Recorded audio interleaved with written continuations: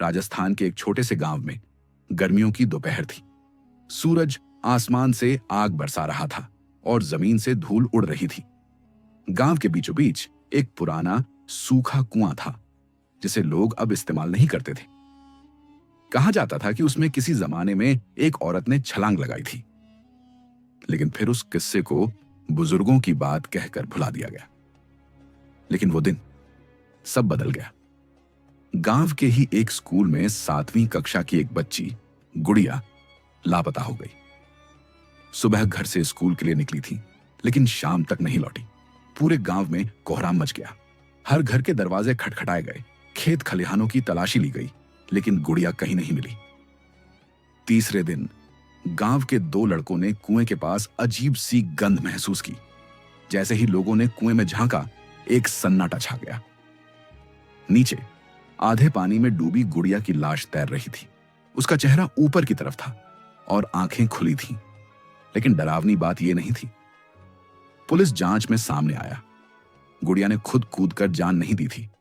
उसके हाथ पैर बंधे हुए थे और गले पर खरोंच के निशान थे, यानी उसे मारा गया और फिर कुएं में फेंका गया। पूरे गांव में सन्नाटा था और एक सवाल, आखिर उसे मारा किसने?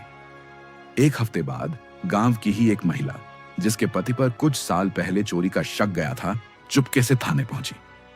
उसने बताया कि उसके पति ने ही गुड़िया को कुएं के पास देखा था, अकेली, शराब के नशे में था। और फिर सब कुछ अंधेरा हो गया। जब पुलिस ने उसे पकड़ा तो उसने जो बताया वह और भी डरावना था। उसने कहा, मैंने बस उसे धक्का दिया था, लेकिन जब वो नीचे गई तो एक औरत की चीख आई। मैंने ऊपर देखा, कोई नहीं था। उसकी बात सुनकर गांव वालों को पुराने किस्से याद आ गए। वो कुआं अशुभ है, किसी की आत्मा अभी भी वहां है। अब गांव में उस कुएं को बंद कर दिया गया है, लेकिन हर बार जब गर्म हवा चलती है और कुएं के पास से कोई बच्चा गुजरता है तो किसी के फुसफुसाने की आवाज आती है। मत जाना, मत देखना। इस कहानी से यह संदेश मिलता है, कभी कभी सच्चाई केवल पुलिस की फाइल में नहीं मिलती।